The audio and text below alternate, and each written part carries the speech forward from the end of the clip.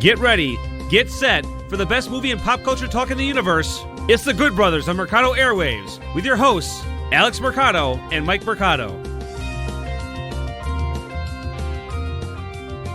Welcome back to another episode of The Good Brothers. That's Mike, I'm Alex, and we are The Good Brothers. Mike, can you feel the love tonight? No, neither can I, because my head is still in San Diego. How's it going, Mike? I'm doing very well, Daywalker.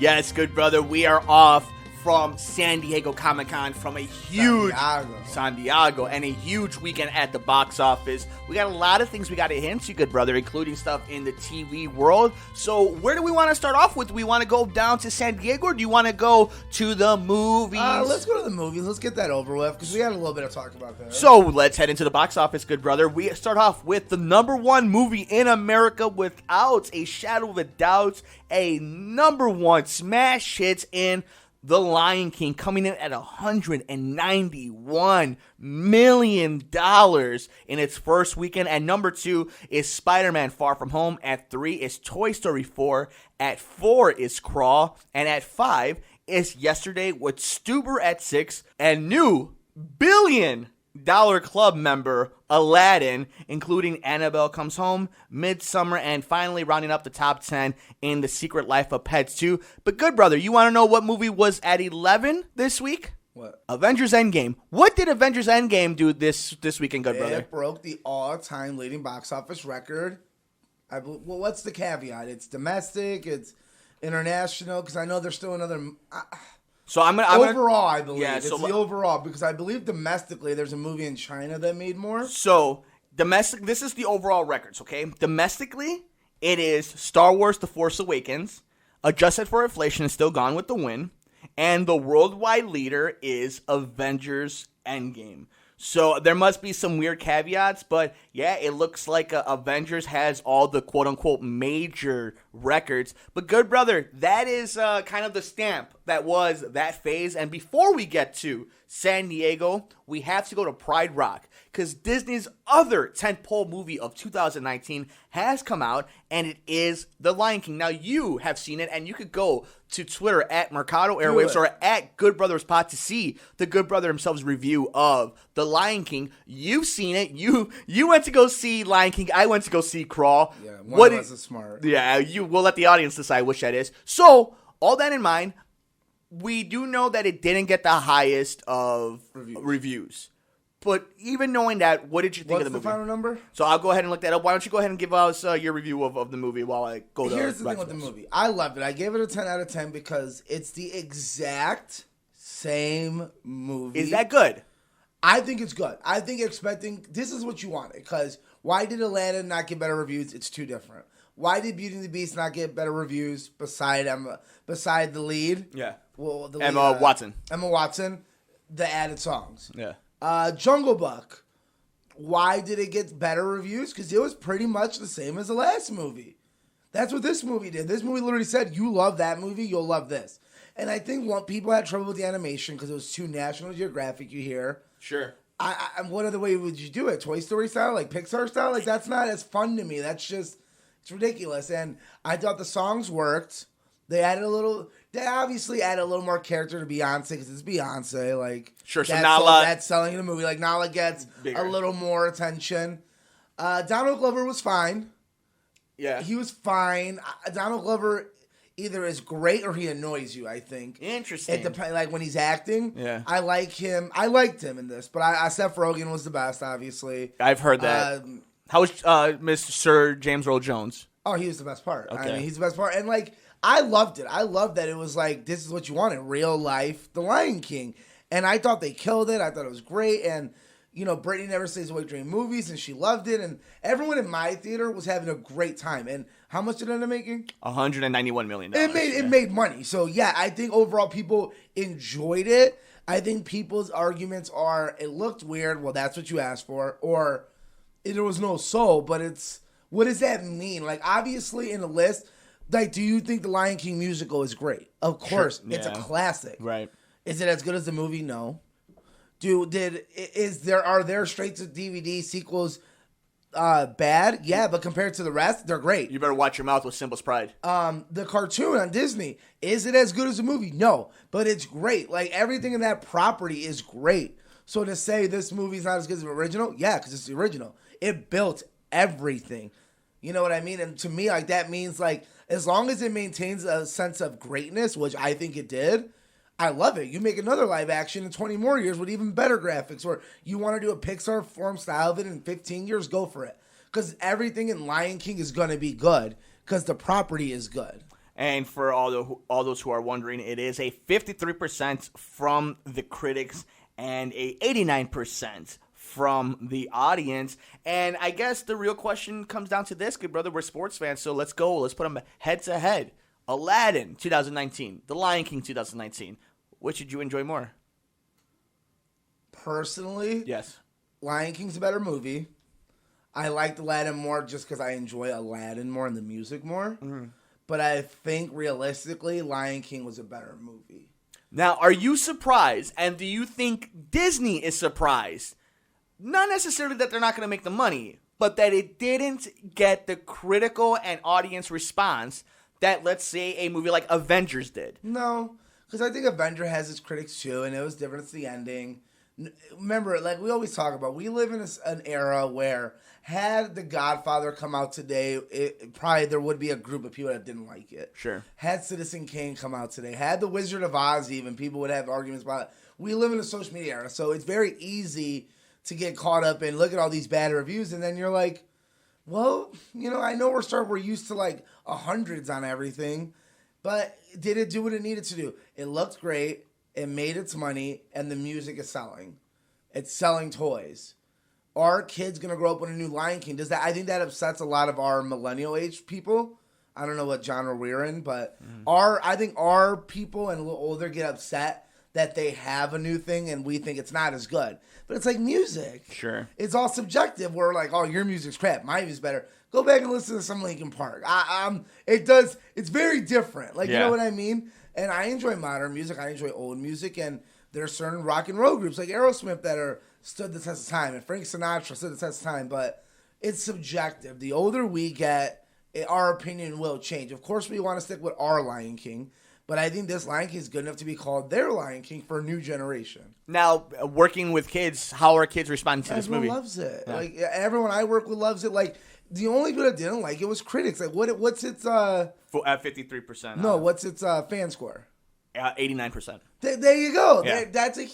There you go. Yeah. That's my point. It's like when you're judging it critically, like it lacks soul. Yeah, I mean, what do you expect? This is voice acting on a whole new technology. Of course it does. Avatar didn't get the best reviews when it came out, and it made so much money. Do you think this movie breaks the $1 billion club? Yeah. Oh, that's going to be tough. Oh, I did a Wookiee noise there. Yeah, you did. You sure did do a Wookiee noise. I mean, Aladdin did it very quietly, but it did it very... Yeah, but that was a different time. I mean, the only thing really coming out recently that's going to make a lot of money is with Hobbs and Shaw. Yeah, Hobbs and Shaw. Yeah, it probably will. It will, because this is going to... Avengers made its bill, it made its record, so they're going to be done. Now they're going to really pull in and can't wait to get the DVD or Blu-ray or whatever 3D they sell us nowadays. Yeah, it'll make $1 billion. Okay. Disney will have, what, $3 billion? 4? Because Star Wars, so they're going to have $4 billion movies in a year. Yeah. I mean, I'm pretty confident with that. It's pretty intense that's where we're at. Well, with it, I mean, at least we're not going to talk about Disney the rest of the show, right? No, absolutely not. Hey, Alex, you want to go to San Diego to talk about Marvel? No, let's talk about The Walking Dead. Okay, you know what? Yeah, that's funny you say that because in San Diego Comic-Con, we did get a bunch of crazy news beyond just Marvel. But Alex, you really wanted to hit on this one, the idea of what we're doing with the Walking Dead universe moving forward with the 2 Andrew Lincoln movies, the Rick Ryan movies. That are released in theater only. Exclusively in theaters and not just on AMC. So what is your takeaway from Kirkman's the movies universe? will be cheap to make, and I think it would make money because like we're gonna see it for sure. Because even if you've only were like an old Walking Dead fan, you're gonna watch this to see like, wait, this is Walking Dead in the movie. They're like, I have to watch this. It's not like when they do the Game of Thrones thing where like, oh, we're gonna release it, but you can watch it early. Right. Yeah, whatever. This is literally like, no, this is part of that story. If we're making a Breaking Bad movie in theater, I'm first in line. Like, no matter what we think the show is now, and I think the show's gone back to its old roots, it's still a legendary show that will make money off the audience. Like, even if you don't like the current seasons, you like Daryl, you like Rick, you like Robert Kirkman's Walking Dead, you like the idea of zombies and saviors and Alexandria and these villages. So that'll make money. That makes me excited. The trailer looks great for this new season. I can't wait. They're just, the problem with Comic-Con is, like, we're not going to touch everything because there's so much. There's so much. And, like, we're going to touch what we like. Right. Like, we're not going to talk about Star Trek because we're not Trekkies. No.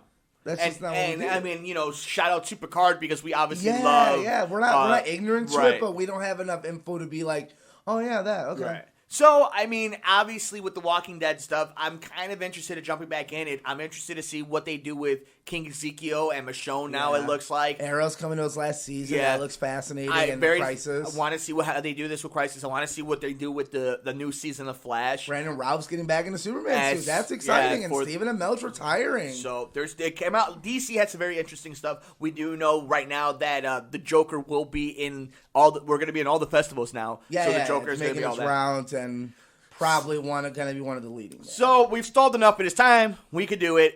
Let's go to Phase 4. We found out officially Black Widow will be out May 1st, 2020. Meh. And then the fall of 2020, The Falcon and the Winter Soldier will be the first MCU-themed show on the Disney Plus app. I guess what? I get to watch it at home. Love it. Yeah. Can't wait. Eternals, November 6th, 2020. We go completely cosmic, beyond even Guardians of the Galaxy. I mean, obviously, we're seeing every movie in theater, but am I going to enjoy it? I need to see a trailer. February 12th, 2021.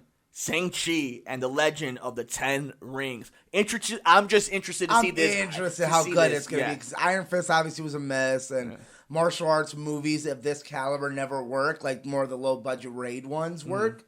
So I really want to see Marvel taking action at like a kung fu. Because again, Marvel's just romance, action, adventure, sci-fi. On its core. In Marvel. Yeah. So I want to see them be like, oh, we have a kung fu movie. I'm like, oh, you do? Like, that's... Okay, let me see. Then we go back to Disney Plus for WandaVision. I'm actually really excited for this. I like both actors, so that's why.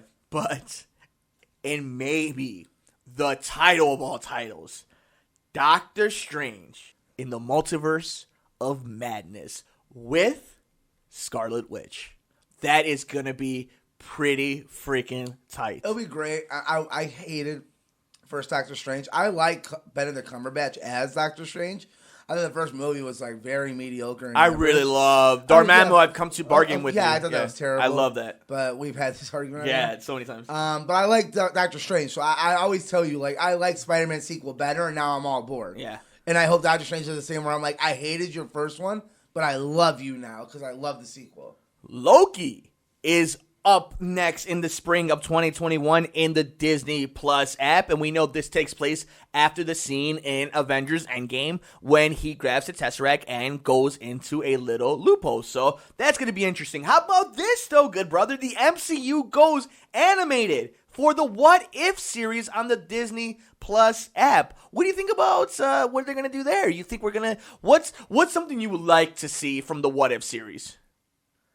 I want to see... They already had a little sneak peek of the zombies. Yes. They did a sneak peek of that. I want to see the incest. That'd be kind of funny. Interesting. With Wanda and her brother. Yeah, okay. I don't know if we'll get that far, but who knows what Aaron's doing right now. But yeah, that'd be interesting. That would be something. Who else? So, there's a lot. I want to see an alternate Earth.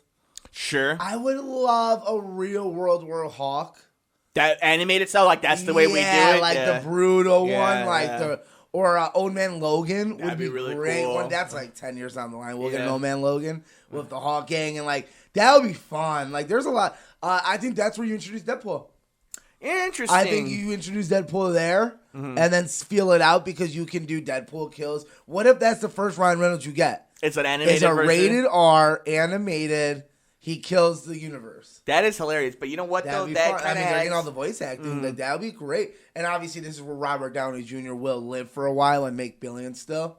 So, I think that could be an interesting platform to allow him in. Sort of. Yeah. So, yeah, like, I think we're going to get Robert Downey and Chris Evans all back, like, to do voices. Which this could be, like, to us, I think this might be our favorite. Like, I'm super the way we are with anime and stuff, I think this gets around to be like, this is what I love most. One of the more fascinating things they're going to do. How about in the fall of 2021, Hawkeye and Disney Plus app? We knew that one, though, didn't we? And with his young girl, Hawkeye, his daughter. So we'll see how this plays out. But the one that stole the show before the thing that really stole the show, Thor, Love and Thunder, November 5th, 2021. Natalie Portman does not want to leave. She don't care what anyone thinks. Nope. She don't care if you tell her she ruined Star Wars or she ruined Thor. She's like, I'm Thor now, bitches. Yeah, and honestly, I'm into it. I know there's some haters on there, but I'm into it. And you know what? People who are like saying the title is kind of lame, that the logo's kind of, I'm like, it fits for them. Thor is metal. Thor is rock. Thor's our He-Man. Yeah. Like, we're not going to get it. We probably won't get a good He-Man. That's a great way to put it. Like, what am I thinking of? Flash Gordon. Like, we're not going to really get that good for a while. It's like, this is it. Like, let's get it from Thor. I love the old metal rock 80s, like, nostalgia. Unlike Stranger Things, I actually like this one. I will close it later. Yeah. I love this. I love who they're bringing back for it. But then, my good brother, something happened. X-Men. Yes. Fantastic Four. And Black Panther 2. They're all coming. But there's a movie that is getting rebooted, a franchise, with a two-time Academy Award-winning actor, Mahershala Ali. And I love the story as about, Blade. He called Kevin Feige and says, I want to talk to you. And Kevin Feige has the most honest answer in the world, saying, this man's a two-time Academy Award winner. We're going to talk to him. Yeah. And guess what? He wants to be Blade? Yes, sir. You want to start now? We can release it next year. We're Disney. Unbelievable. Now, we do know it won't be in this. Here's the thing. Nobody's officially said it. We don't know where it's going to be. But I think this is Phase 4. Yeah. This is Phase 4. What I just said before, like everything that I know the release date's for, I think that is Phase 4. Mm-hmm. I think everything else will be Phase 5. But what I'm really interested to see is, and that we didn't get a mention of, no Avengers movie in Phase 4. No, I think you need a break. You don't need an Avengers movie in this phase right now. So we're going to go... Because we're going to get tons of crossovers. So what year are we at? We're in 2019. So that means from our last Avengers movie will be of the weekend of my birthday of 2019. So we'll go through all of 2020, all of 2021, and probably all of 2022 without an Avengers movie. I mean, so 3 years. That's not bad. Look at Avengers Age of Ultron. That was about 3 years. Yeah. And we got spoiled with, we're going to do Infinity War and Endgame a year apart. That's a great way. By the way, we're going to throw Civil War. It's not an Avengers Captain America movie. You're like, you're spoiling us now because we had to go Avengers Age of Ultron. Now they're all in each other's movies. So Hulk and Thor are going to be together. Let's do Civil War. Let's put Iron Man and Spider-Man. We're always going to have someone else with you. But with that in mind, let's not bury the lead, though. We do know Blade now will be eventually in this universe. What do you think about the idea of maybe Doctor Strange being the thing that brings in the vampires and stuff? That could be. Obviously, Sony's playing with Morbius with Jared Leto. Yes. And obviously, they're having a relationship. Like, I think maybe one day we will get Venom in the MCU or something fun like that. I don't know. Like I said, there's so much we don't know yet, and I'm excited. And Disney Plus is a steal at the moment because I can get all the Simpsons and all of this. And not even going into Star Wars or the cartoon shorts they're going to do in all my living room. Like, it's going to be great. Yeah. I think what's getting buried is the Eternals right now. And the thing about the Eternals, I have a feeling to Kevin Feige and to the MCU brass and Disney, that's going to be the real important thing in this whole I think so, slate. too. And I think there's also enough time where they can be like, we can't, it's like Guardians. We can't explain this. You need to see it. And once you see it, you're going to be like, damn, okay, I get it now. That cast, I think they're like, we're not, that's all they have to do. They're like, we're going to give you a photo cover of some of the biggest celebrities now. Mm-hmm. And that's all you need to know. And able to that's all you need to know. Yeah. And let us do the rest and trust us. Like, you remember Ant-Man? Just trust us. We got this. So with that all in mind, the titles you've seen, the logos, and even the background, we know everything means something in this company with these people. Even to the smallest detail. What do you think this all leads to? What are we going to? Are we going to Galactus? Are we going to... Secret Wars. We're going to Secret Wars, you think? I think we're going to get a badass Secret Wars chessboard style movie. That's so interesting. I like Spider-Man style, the way they did. I think we're going to get that. And I think it goes through Spider-Man. Because I think they're setting him up. And, imagine you have a Blade and you have maybe... That's how you introduce the X-Men. Well, maybe that's how you introduce him. Like, he knows one X-Men now. Or maybe... Because now, spoiler for Spider-Man, he's outed. Where does he go? Mm-hmm. Maybe he's hiding with the X-Men. Maybe he's with Fantastic Four. And that's how we get the Thing or something. And like, there are so many opportunities. I think Secret Wars is where we're going. I think that's a good guess. I think we need something less world destroying and more just fun. Well, we're going cosmic for sure, right? That's what I'm saying. That's more fun to me because then like we don't need to destroy a planet. We can just be like good versus bad sort of thing. And I think go back to that a little bit. And that's more fun, like a Loki. So what do you know about the Legend of the Ten Rings? That's the one they faked you out in Iron Man with. So we're going with the Mandarin is coming back. Yeah, the Mandarin's coming back.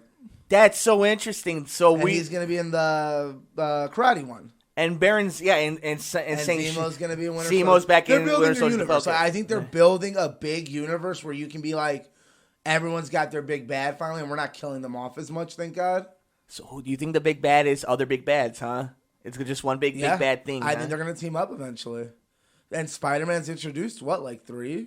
Yeah, I see. Here's the thing, though: is I feel like what really is just swaying me is the Eternals. Gonna come in eventually because we know Eternals, Guardians for sure, and Captain Marvel 2. Those are the 3 most cosmic things and Thor. Yeah. So we got 4 huge cosmic movies. Guardians. That's why Guardians was in that list. So like, think about that: like 4 huge.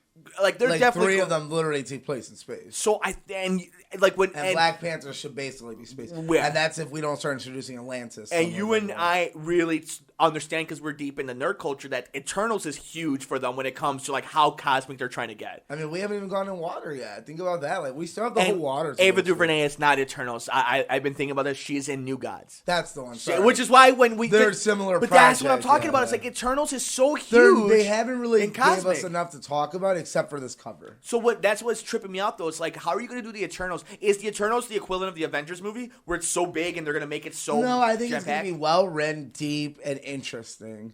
And maybe it will be the cosmic, because I don't even, like I said, I have no background of what these people are or who they are, if they're old school or new school. Yeah, good brother. They stole the show, and even though people are a little upset because they didn't give us trailer and all this, I mean, we literally just came up the biggest movie of all time. Like, they did what they needed to do. And Star Wars is going to be at D23, so we're good. So that is pretty much it for the 2019 San Diego Comic-Con. I mean, there's a lot of stuff that came in and went, but what's interesting? Supernatural's last season. Yeah, a lot of interesting. Preacher's ending, and I don't know how they keep getting a Hall H, but Preacher does. Yeah, and people love it, though. Who's watching it. Yeah, but somebody is. But it's sure enough. Well, I think a lot more is the AMC is getting the Hall H. But San Diego Comic-Con is in the books. Good, brother.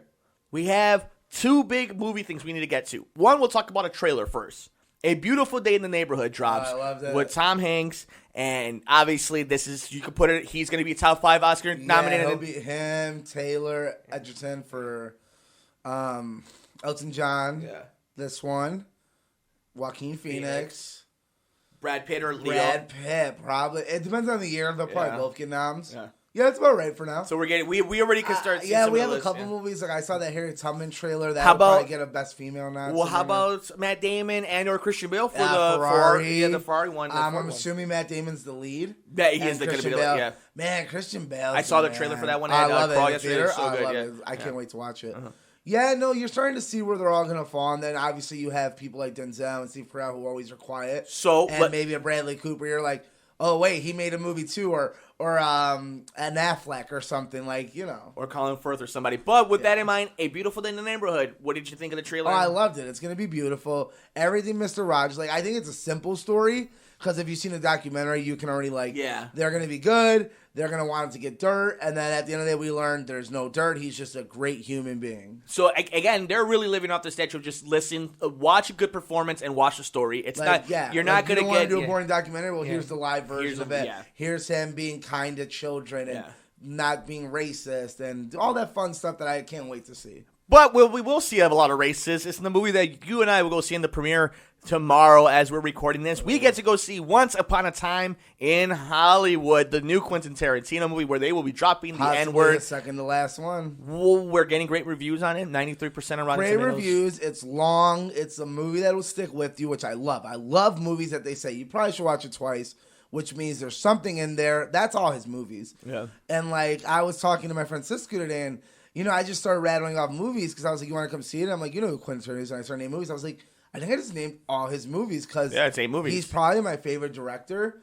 I think Pulp Fiction might be my favorite movie of all time. Reservoir Dogs is top 5.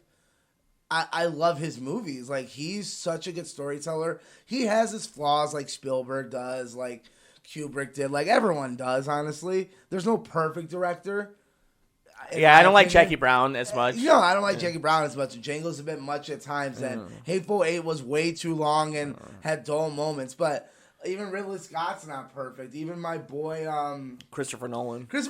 I don't love Interstellar. It's good. Yeah, I didn't like but I Interstellar. see its flaws. Yeah. And I think that's what people are like. It's not 100. And like obviously Pulp Fiction's is like Spielberg has Jurassic Park. That's a perfect movie. Yeah. Jaws, perfect movie. E.T. Pulp Fiction, a perfect movie. Like there are certain Quentin Tarantino movies that are perfect movies. Oh, I think Kill Bill 1 and 2 are perfect movies. Yeah. Like he's got like out of his 8, that's what I'm saying. Out of 8, he's probably got 4. Yeah. Maybe 5 of like, damn, those are perfect. I like, love don't Django. see- That's what I'm saying. That you're like, I love them. Yeah. Inglourious Bastards, I think, is almost a perfect movie. I love Inglourious Bastards. That's what I'm saying. So that's like, everyone has it. So is this going to be one of his best movies ever, like Pulp Fiction? Probably not. Could it be? Yes. To me, maybe. And I can't wait to judge that and be like, is this going to be one of my tops? What I'm fascinated in is, what is this freaking movie? That's what I don't know. Like, no one can describe that. And here's the thing. All you know is, well, there's Charles Manson. Actors, Hollywood. There's Sharon Tate. And there's actors. And a whole bunch of cameos. How does this all add up? And, like, all I want to say... But, like, here's the thing. I have started to see little more previews, obviously going to the movie theater, and as the promotions have kicked up, I have kind of seen, like, okay, they're going to lean this way or that way. I wonder if we go in the direction of, like, let's say, in Inglourious Bastards, where maybe Sharon Tate doesn't need her like, maker in this one. They said, like, 2 hour and 45-minute movie. It's a long movie. Like, there's a lot... Like, if you try describing Pulp Fiction, what is it? It's a bunch of little stories that It's an LA noir gangster movie? Sort of, but like, yeah, sort of. Yeah. Like but it jumps out of place. Like there's like his easier movies to explain are usually the ones I like the least. I like when I have to be like there's a lot in there I can't explain it. That means there's a lot in there. Although Kill Bill is probably the most simplest, straightforward movie he's made, where it's very easy. Maybe his best movie. I love Kill Bill. They've like been Django, talking about it's Kill like Bill 3. Django Simple, slave. Becomes free, tries to free his woman. And Christopher Waltz is... Reservoir Dogs, bank robbery, gone wrong. Yeah. Who do you trust? Oh, so... Glorious Bastards, well, they're Nazi hunters. Yeah. You know, like, like, I like Pulp Fiction because I can't explain it. I have to explain 6 movies in one.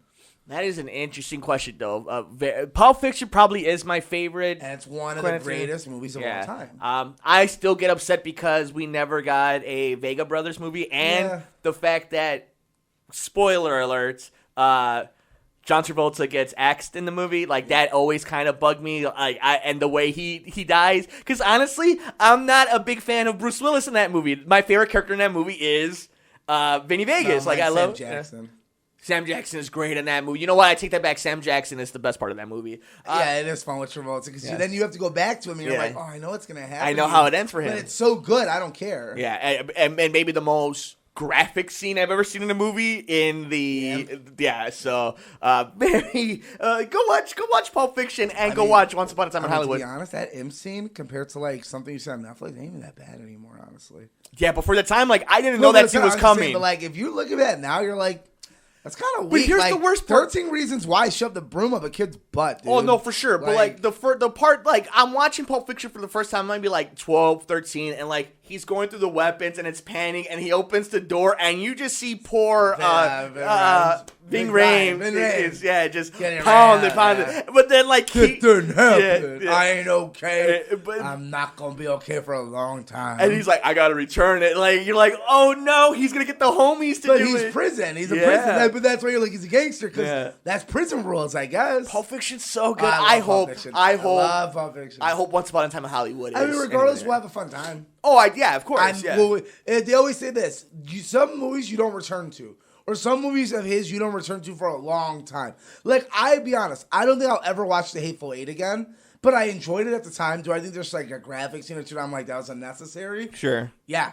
But I won't revisit it. I thought it was good. Pulp Fiction, regardless, I'll revisit every time, every day. Oh, that's like me and the Children Edge of the Four slave movie. Oh, I love 12 years. 12 I refuse to go back to that movie. So it's one of the greatest movies ever made, and I won't watch it again. It's to deserve its Academy Award the year it got it. I can't rewatch it and like Sir Magneto himself. I can't go back and watch it. He's the only good guy in that freaking movie. Lupita Nyong'o. But I can't watch her get beat and raped in that damn movie. Thanks they to don't show the rape, though. Yeah, he holds her down, and you watch him they don't really show the rape though. But like, you know she's getting it. It's more molestation, but yes, I'm with you. Like rape's kind of the hardest thing to watch in a movie. Oh, for sure. In a show. Yeah, like it's just so uncomfortable. One of the most traumatizing ones I saw was in 300 when we were recording one day, and like dude gets killed while he's watching old girl. Yeah. And I'm like, no, like to me that's so graphic and so hard. It just so like a whole new level. So when Pulp Fiction, just murder him. When I see in Pulp Fiction Ving Rhames getting raped, I'm like, oh no, this is horrible. So Once Upon a Time in Hollywood, we'll see how graphic, how crazy. I mean, we'll come back and do our best to give it a review, and we'll probably have to go spoilers, but that's okay. So I guess my question is, what do you think comes next for Quentin? I don't know. He's all over the place lately. He wants to do a cowboy show. He wants to do Star Trek. He wants to do Kill Bill 3. Which I prefer he do Kill Bill 3 and then a cowboy show because I think a cowboy show will be fun from him. I don't know. I'm not a Trekkie. You want to know what I want? That doesn't like get me going. What? You know what I want? I want a Quentin Tarantino scary movie. Like what kind of scary movie? Maybe some type of like Shutter Island-ish type of scary movie, like something that's much more psychological, that's much more in the brain. Maybe his Cape Fear. Maybe his like something like that where it's just. God, he'd be so messed up. Though. I would love to see him in something like that. But we will let you know. The Good Brothers will have a full review of Once Upon a Time in Hollywood. Good brother, we move on to the television world, and everybody is wondering why you are a commie Soviet lover and did not like Stranger Things. I don't get that reference. You don't get that reference. Something about a never-ending story. Okay, here's how it is, people. Such a hater. I tried. I'm on episode like 3.5. I've 4. I think I'm on episode 4. I finished that lazy one. Barb disappeared or some bullshit. I don't know. Barb. Yeah, I don't know. She's stupid. She cut herself trying to drink beer. What an idiot. I've tried 7 times to get through these episodes, and the first episode was fine. Dungeons and Dragons cute. I didn't play that because I was born in the 90s, not the 80s. Sure. Neither were you, Mike, but that's okay. Yeah. 89 doesn't count. I was born in 90, sir. Were you born in 90? Yeah, don't add an extra year to me, dude. I'm already almost 30. Cool, the Millennium Falcon. Wow, cool, here we go. Coca-Cola, and I'm like, I get it, and I get it. It's just the story's stupid. This little girl is from nowhere and just has telepathic powers, and this guy's her dad, but not her dad, and she bleeds through the nose like Egos or something. I like David Harbour. He's fun, but now this lady's got like lights on the wall. One of her writers is completely stupid. The kids are terrible. Not the kids. The little kids are funny. The teenagers are the worst. Yeah, Nancy's the worst. Yeah, they're so dumb, and like I just hate them all. And this guy's like not a dick, but he's kind of a dick. But like he's not a dick really because he's not really doing anything. But I think he's a dick. But like it's just so bad. This one's a creep, and this one I get is cute because he looks weird, and that's fun. And this is the token black kid. I love it. He's got a slingshot or some shit. It's just so I don't get it. Like I was gonna ask, do you just not see it? I don't get like it's fine. And like who knows? Maybe I'll get into it and like maybe an episode will finally hit me. But I hear people say this is the best season and season 2's worse. I'm like, I'm not having fun right now. So you tell me the next season's worse to get to season 3? That seems like a lot of fucking work. And there's like a Handmaid's Tale comes out. I got other shows. I got Euphoria and Big Little Lies I want to get into. Like this just doesn't catch my interest enough to be a conduit of it. You know what I think ends up being too is you weren't in the zeitgeist of when the kids first popped up, and we all were like, "Holy shit, these little kids are gonna." Now they're everywhere. Like now they're everywhere. Like, oh, you're fine. Like, yeah, the jury's still out if you're gonna be someone. Like, you've done some good things and some bad things. Like the bad movies you're in weren't your fault necessarily. So I'm not gonna judge you off them, but. You haven't really done anything crazy, and I like the Finn kid. Yeah. He's great, and I like the kids. The kids are good. But that's what I'm saying. The characters are basic, and I'm over it. Here's the idea, though. Like, when it first came out, a lot of it had to do with we found our new stars that are going to be part of that new little era that we might see grow up in front of us. So I think being part of that original, like, because then when you get to season 3, you've seen them grow up, and you're like, okay. I've seen the clips of, like, every story. But, like, that's not my generation. Like, I'm waiting for the 90s, I guess, version of Stranger Things. Which now, maybe like, I don't know, like 80s did have a lot of the biggest things ever, but, you know, I just can't relate to Neverending Story. I can't relate to Dungeons and Dragons. Yeah, I like Ghostbusters. I don't want to wait till season 2 to see Ghostbuster stuff. Yeah. I get the Millennium Falcon, but at this point, I have my Star Wars for my generation now. I don't need... That doesn't do it for me as much as it used to. The Duffer Brothers made this for their generation. Like this. Yeah, and it's fine. It's a good show.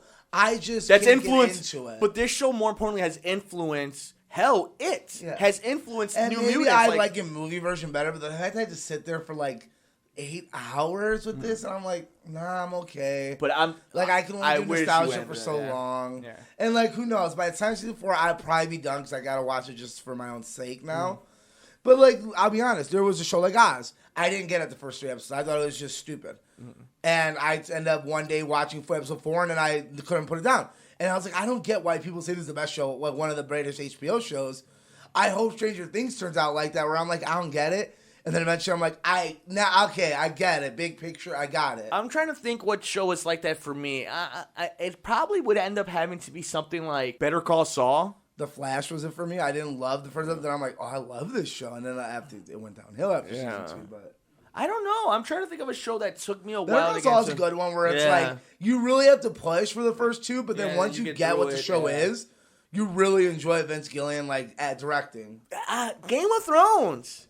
Yeah, Game of Thrones is Game of another Thrones one is where like you have to have that hindsight that it's gonna get crazier. Yeah. Because like Brittany said the same thing. Like she watched the first 2 episodes. She's like, I like it.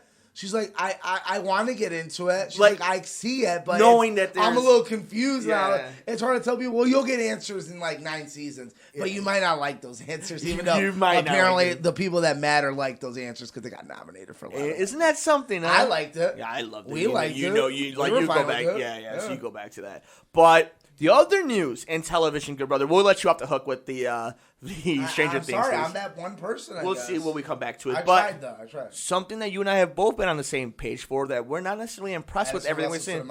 Besides Addison Russell, deservingly going down to the minor leagues. AEW, October 2nd on Wednesday, comes to TNT. I'm not saying we have to get into a deep conversation about it, but boys, they better bring it because judgment. Yep. Because guess what else is coming in October? SmackDown on Fox. So you better come with your guns because guess what? I like how they picked a WWE is. different day. I love it. Like Wednesday's a really good day for it, I think. Because now you're never going to interfere with basketball.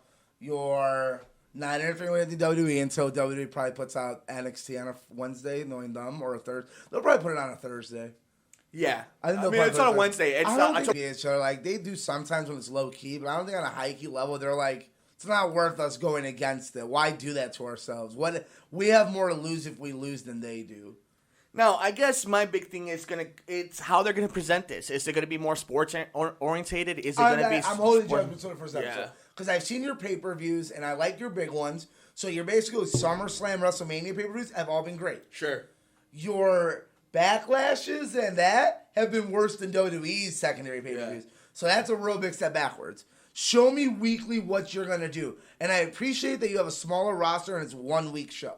And it's not like a Monday, Thursday, some shit. Now, let me ask you this. Now, Chicago is becoming one of the meccas, has always been one of the meccas for this year. Is the mecca nowadays. But we do know, coming up, there's going to be All Out. There's going to be Survivor Series, NXT, TakeOver War Games, the SmackDown, and a Raw. All are going to be here in Chicago. You had one show you could go to. Do you go to NXT War Games, Survivor Series, SmackDown on Fox, brand new Raw, or All Out? That's tough, man. One? Yeah. You can only go All to one out, event. I'll be honest, All Out's out. I would agree. I wouldn't go to All Out. I take out Raw and SmackDown. I agree with that. I wouldn't take out SmackDown. I'd leave because it's on Fox. I'll be honest. History-wise, I'd rather either go to SmackDown for history. Yeah. Or, I know you're not going to agree, Survivor Series for the pure fact that it's one of the big ones. And I would love to say I went to Survivor Series. NXT I love, but I know we're going to get another NXT eventually. And War Games is fun. It's the War Games thing. I agree. Yeah. It's fun. It's the more fun answer. Yeah. But history making Survivor Series is Survivor Series. No, totally. Survivor Series, SummerSlam, Royal Rumble, WrestleMania. If you have a chance to go to your hometown and you don't go, you're missing high level sports. I totally agree. Now, to me, it's interesting you say that. I purely for the gimmick of seeing War Games, it's enough enticing to go to NXT. But you're right. The idea of going to a Survivor Series where the same place Sting showed up, the same place The Undertaker showed up, a major 4 pay-per-view, it does kind of give you that idea of you're at a big event and you're at one of the tentpole shows of WWE. I don't want to dismiss All Out just because it sounds like we love WWE, but the fact is when you're talking about Survivor Series, you're talking about War Games, you're talking about as a wrestling fan, and you're gonna get the performance when it comes to the takeover. But just for pure length, I think I'd pick SmackDown on a Friday night. Oh, on a Friday night, yeah. But All Out, if Punk isn't here this year, are you dying to see Adam Page versus Chris Jericho? It's going to be a good match. I'd love to see it. I don't need to pay to see it. I can see it on YouTube. Do you need to see? I can see it on TV. Kenny Omega versus John Moxley? I don't love Kenny Omega. I like John Moxley. I don't love Kenny. Yeah, in a regular wrestling match, you need to prove it still. You haven't earned enough. I like Cody Rhodes, but But then a weird story. Who's he fighting at? He's fighting Ty Dillinger, aka Sean Spears. That's your top 3 shows. Those are guys I like, and I'll watch your program. But I'm not invested enough to buy a ticket just yet. Not that much money as much as they're going to want. Yeah. Not yet. One day maybe. Good brother. I think that's pretty much it for today's episode. You got anything else you want to hit on before we head out? Phone home. Well, it's interesting. You just did a flying motion. There has been one report that did come out before we head out. J.J. Abrams signed a deal with Warner Brothers a while back. We talked about. Now some rumors from a source that's not very credible, but rumors are starting to swirl, and when there's smoke, there's fire. Somebody's saying something somewhere. Will he be in control of the new Superman / Green Lantern movie? The Witcher, you mean? Maybe. Yeah. Do you think, knowing just taking an estimated guess, knowing that he's working with Warner Brothers, knowing that it's JJ, knowing that he is a nerd, what would he? Do you think he is working on something? I think he'll get something. Interesting. Do you think it's not Batman? I think it's obviously not Batman. I think it's Green Lantern. Yeah, I don't think it's Superman. I think they've been trying to push this. Superman, they're waiting for Henry Cavill. I think they're gonna wait. I seriously think they're waiting for these type of combinations. George Miller and Henry Cavill to be together, or Matthew Vaughn and Henry Cavill to be together. They're willing to make that wait because they're when we put this next one out, we're gonna change the game. Sure. Hopefully. All right, good brother. Let's wrap this bad boy up. Any last thoughts about this episode? San Diego, Once Upon a Time in Hollywood, The Lion King, AEW, you hating America? Fuck yourself, San Diego. Very good. Thank you all for joining us on this episode of The Good Brothers. For The Good Brothers, I'm Alex Mercado. Yeah. I'm Mike Mercado. We'll see you in the next episode of The Good Brothers here on the Mercado Airwaves Network. Thanks for joining us here on The Good Brothers, here on Mercado Airwaves. Enjoy our shows? Follow the Mercado Airwaves crew all over social media. Like us on Facebook at Mercado Airwaves. On Instagram, Nicole is at Typing When Tipsy. Alex is at Mercado2121. Mike is at Mike Mercado2333. And our true crime show is at Murder Mysteries and More. And on Twitter, Nicole is at Typing When Tipsy. Alex is at Mercado21Alex. And Mike is at MMercado2333. You can follow the network at Mercado Airwaves. Follow our pop culture show on Twitter at Good Brothers Pod. Get us on the go by downloading our programs anywhere you get your favorite podcasts, like iTunes, SoundCloud, Podbean, Stitcher, and other popular sites. Just search us at Mercado Airwaves. While you're at it, please like, rate, review, and share us with your friends. Visit us on youtube.com/MikeMercado2333. Click the subscribe and like button to get notified every time a new episode or interview is posted. Support Mercado Airwaves by visiting patreon.com/Mercado Airwaves, the home of our interviews with athletes and celebrities, which you can get ad-free and early before it's released to the public. Come play video games with us on Twitch, twitch.tv/Mercado Airwaves Network. Mercado Airwaves is powered by Munch Art Design. Like them on Facebook at Munch Art Design. Voiceover work on Mercado Airwaves is performed by Josh Fox.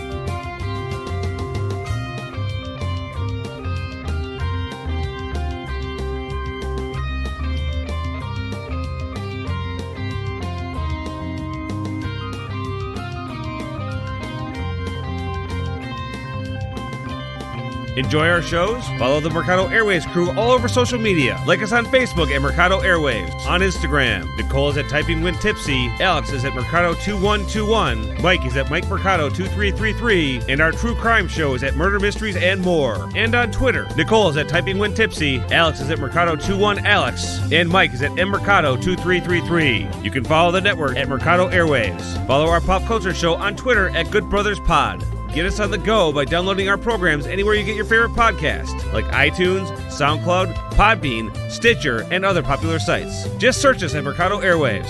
While you're at it, please like, rate, review, and share us with your friends. Visit us on youtube.com/MikeMercado2333. Click the subscribe and like button to get notified every time a new episode or interview is posted. Support Mercado Airwaves by visiting patreon.com/Mercado Airwaves, the home of our interviews with athletes and celebrities, which you can get ad-free and early before it's released to the public. Come play video games with us on Twitch, twitch.tv/Mercado Airwaves Network. Mercado Airwaves is powered by Munch Art Design. Like them on Facebook at Munch Art Design. Voiceover work on Mercado Airwaves is performed by Josh Fox.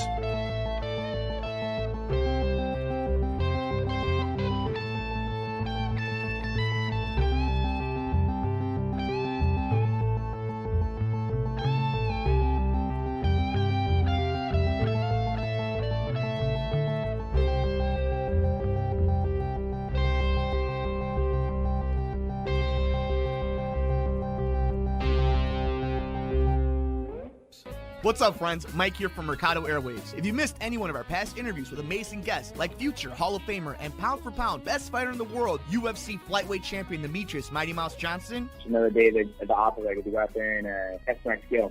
To award-winning producer, director, and actor Orlando Jones. Orlando, how you doing, Hey, buddy? sir. I'm good, brother. How you doing? And all the other interesting guests we've had on. Joining us today is director and writer David Ferrier. Thanks so much, brother. I appreciate you having me on the show. MMA legend Chael Sonnen joins us today. Keep listening to your show. This is great. Thanks, my friend. Just subscribe to us on iTunes at Mercado Airwaves. And while you're there, please like, review, and rate us, friends. It helps so much. We also have a Patreon for anyone who would like to support the show. Just visit us at patreon.com/Mercado Airwaves and see how you can get all of our interviews ad-free and before anyone else, and how you can get your business or company spotlighted on the show. Follow us on Twitter at mmercado2333. Like us on Facebook at Mercado Airwaves. Subscribe to us on YouTube, youtube.com/MikeMercado2333. And if you would like to see what we're up to behind the scenes, follow us on Instagram, MikeMercado2333. Thanks for listening and all the support.